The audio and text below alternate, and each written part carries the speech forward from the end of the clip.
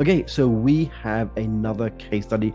I just love bringing you real life examples of how companies are using our team of VAs in their business, and especially when those individuals happen to be also personal close friends of mine.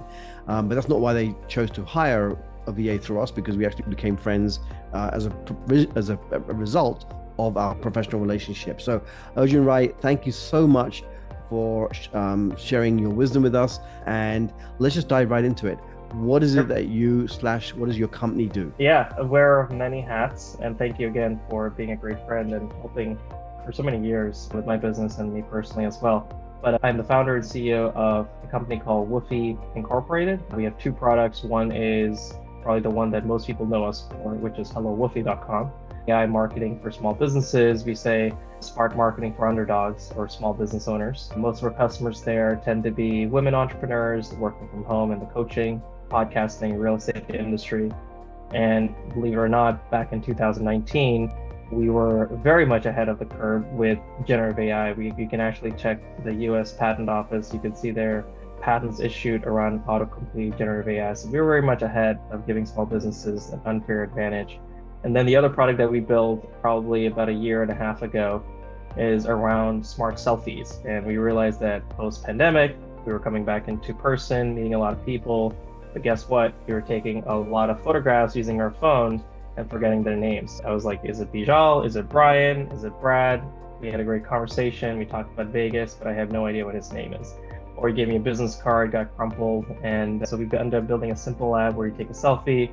It recognizes the person's face if they're a member. If it doesn't, it asks them for their information manually and then uses AI to write them an email, text, attach a selfie, and then show me where we met, and then does a whole trip sequence from that point on. So almost like a personal CRM. So two very interesting products. That one actually just got issued a patent as well. But yeah, we're here to talk about how your company has been helping us for such a long time, and I'm very grateful. Yeah, and you're a little bit unique in our client pool because you represent a smaller number of clients, but a type of client that we really appreciate getting a chance to work with. And that are companies that are dedicated to being customer success centric, that they have a proactive approach to really creating a customer experience for the clients and being in the tech industry, something that we're very passionate about supporting. So tell me a little bit about what led up to you deciding to hire a virtual assistant. Yeah, working with folks internationally, it's hit or miss. We've used, you name it, every platform where you can find freelancers, dev shops, marketing agencies, you name it. Some of the biggest ones we've used. And it's a total hit and miss. You're looking at the rating system, you're looking at the success of their projects, you're looking at how much money they've generated, you're looking at their testimonials. The list goes on. It's like dating. You're trying to really make the right decision. Having hired several people, both on the engineering side, marketing side, VA side, and some of it worked out, some of it did not work out. We were very skeptical about working with another offshore agency, but of course we've known each other for a very long time. And you're based here in the US in Vegas, and it was like just a thing that made sense to try you guys out and see. We had nothing to lose. We had about 1,000, maybe 2,000 tickets to lose because we needed help immediately after the previous VA agency just dropped the ball on us. And it turned out to be really good. I'm incredibly blessed to have one of your VAs. Her name is June. She's incredible. If I could have 1,000 Junes, I would. And she got onboarded very quickly. She became very confident in taking sales calls and support calls, putting her face on a Zoom call very quickly as well. And that took a lot off my plate. That allowed me to automate, delegate, save time and money, and then let me focus on fundraising, partnerships, everything else that the business needed, being a small business owner myself. And so it was a no-brainer to work with you guys. So here's the irony, Arjun. A lot of clients we work with, they are wearing multiple hats and they actually don't have a team. But in this case, you actually already had a team. You were delegating a lot of the work in the company, but specifically more on the tech side, right? Mhm. But you yourself are still wearing a lot of the hats when it came to the admin and the running of the business, right? So you had to become, I don't know, was it control? Was it trust? What was preventing you? What was the reason you took so long to bring in Yeah. that support? It's a good question. It's really about how can you emulate the founder level of love for the customer. There are very few people, very few companies that can come in and have the same level, a high bar for empathy, for level of detail when responding to tickets, getting on a call and preemptively understanding what the problem could be and coming up with a solution on the fly. You just it's a skill that you have to develop. And June has been able to develop that and actually probably had that from the very beginning. She just had to be shown the ropes of our business. So yeah, yes, you're absolutely right. We had a tech team, we had an advertising agency we were working with when she joined to do our paid ads. We were getting customers tickets, sales calls, support calls left and right. And I was doing most of it myself until she was able to finally pick up the 1,000 tickets that were backlogged, then eventually take on support calls, and then eventually take on sales calls as well for us. And the model that we took on for the sales calls and support calls was very unique. We use Calendly as our product to do group calls. And so we were bringing in, let's say, 2 to 10 people on a sales call. I was closing probably majority of them. That was almost $1,000 worth of yearly revenue. Supposedly they paid for the whole year. And for a VA to cost me anywhere from $5 to $15 an hour, paying half of that for the half an hour call, it totally makes sense in terms of return on capital. The support calls are interesting too. We bring up to 3 people on a call. And so June is able to first ask them all questions about, hey, what's the issue that you're running into? Put your question or your concern in the chat. And then she's able to go back one by one, solve everyone. And in some cases, I've seen by the time you get to the second person, the third person has their problem already solved. And so she's probably spending about 25 minutes, 20 minutes on the total call itself with 3 people. And it's just a way you can scale. Now, I wish more startups would think of it this way. They would have more of a white glove service this way. But I just think you guys need to be in more startups. Yeah. Yeah. Now, hopefully with your guidance, that will be the reality real soon, because I do believe there's a distinction between customer success and customer support. For me, Yeah. customer success is everything we can do proactively to enhance the customer's experience. It doesn't result in them contacting us for help.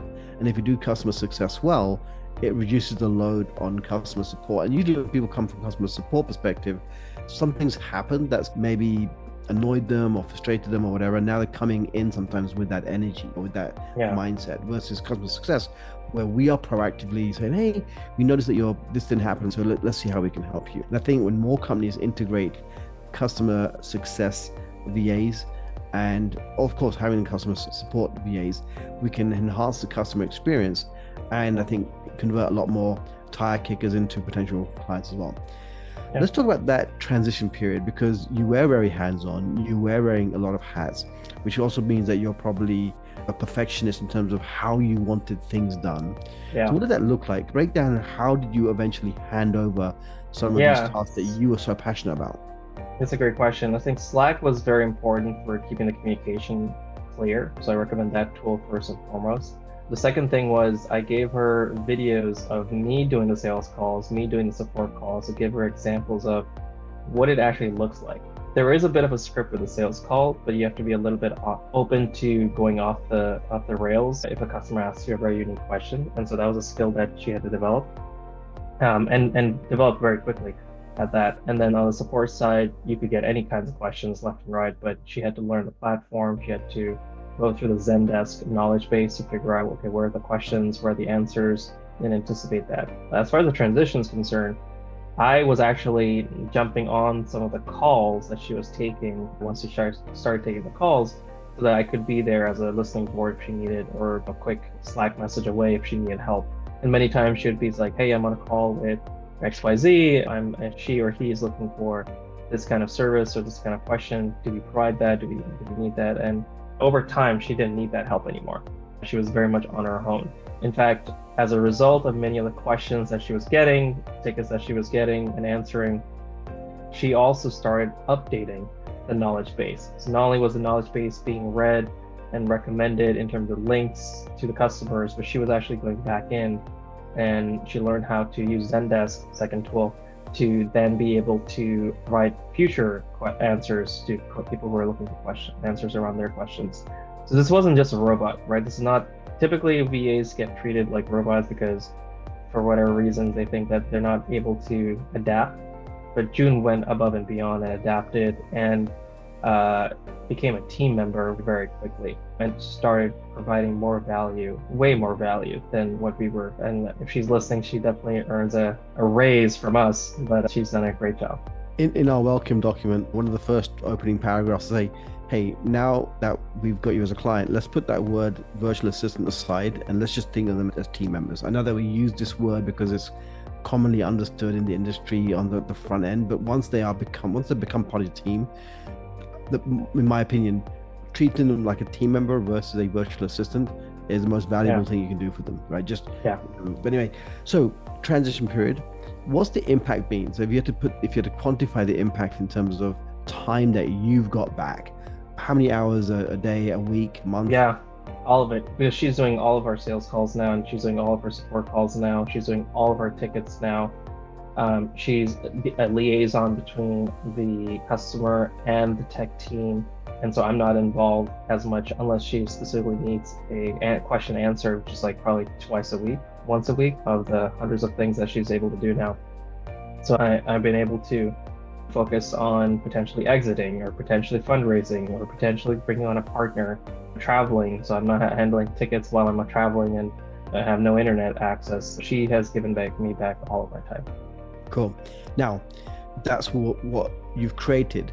Talk to me about how long it took to bridge that gap, because we don't want to give the impression that it's like an overnight wave your magic wand miracle. No. There's a process, Yeah. and sometimes that process can feel like you're doing more work in the first stages.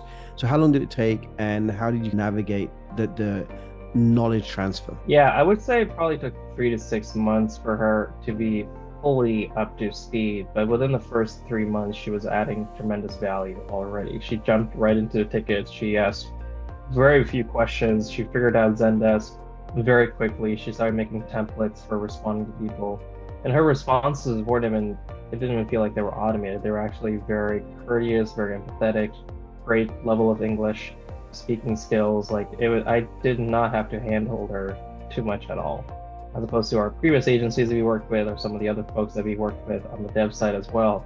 Whenever they were in front of customers, let's just say they were not the most empathetic or creative, they had to be told exactly what to do and 100 times over. But June, after a couple of times, she started adapting.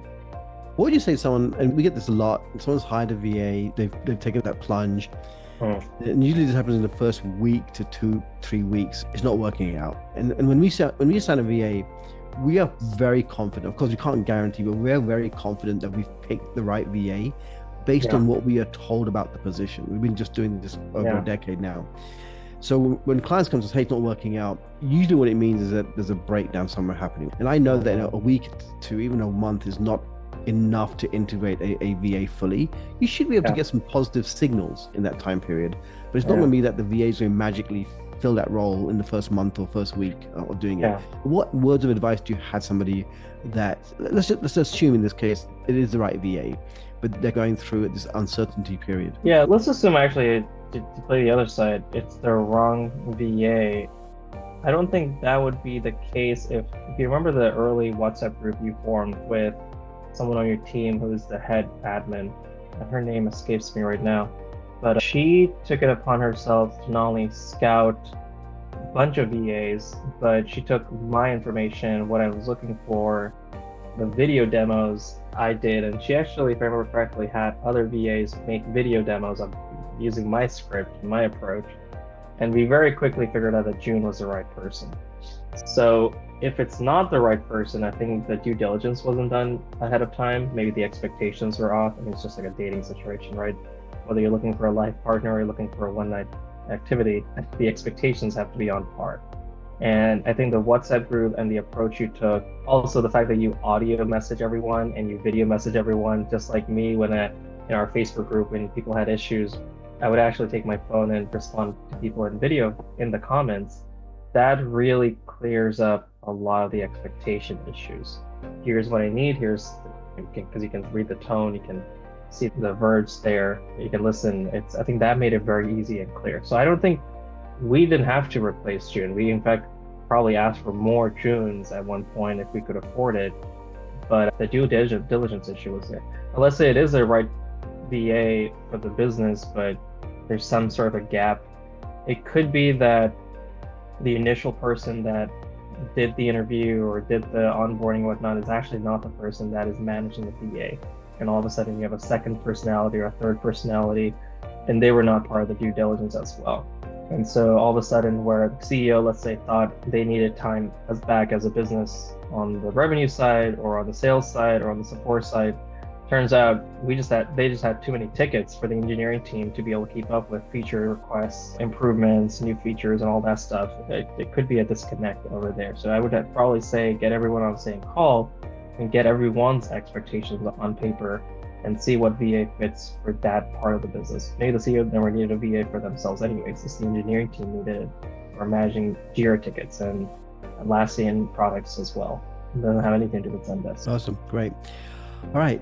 Maybe the most challenging question of the day, which is how would you sum up your experience? Actually, before I ask that question, as I know, you've worked with other companies before, as we have a slightly different model, right? And maybe a unique model in the industry.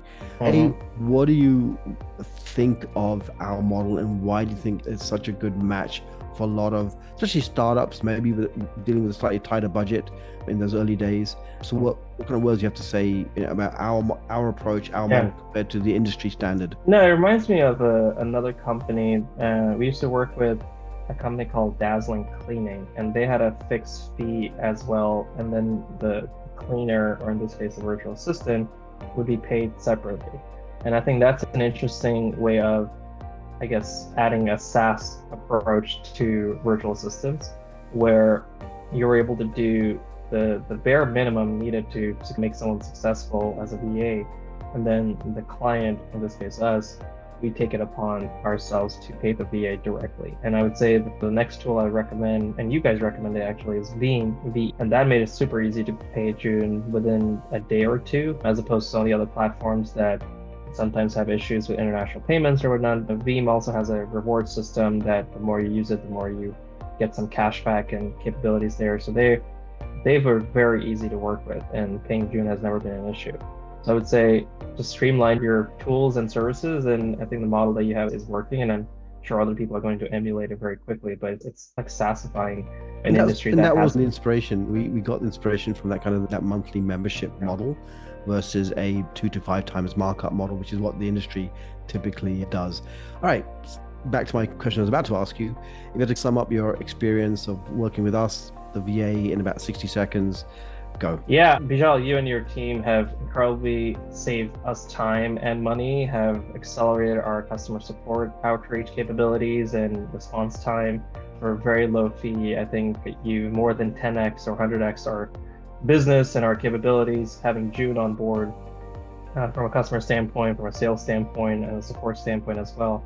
And so we're incredibly grateful for that. And I'd highly recommend you at one point turning this into a actual masterclass on how tech companies like mine should be incorporating VAs to grow and scale their businesses. Love to. And then next time you're in Vegas, why don't we maybe do something together? Because from both our perspective and you from a how to be a good client perspective as well, because it takes two sides of the equation to make this thing work. So absolutely appreciate you, brother. Thank you so much for your time, and I wish you continued success.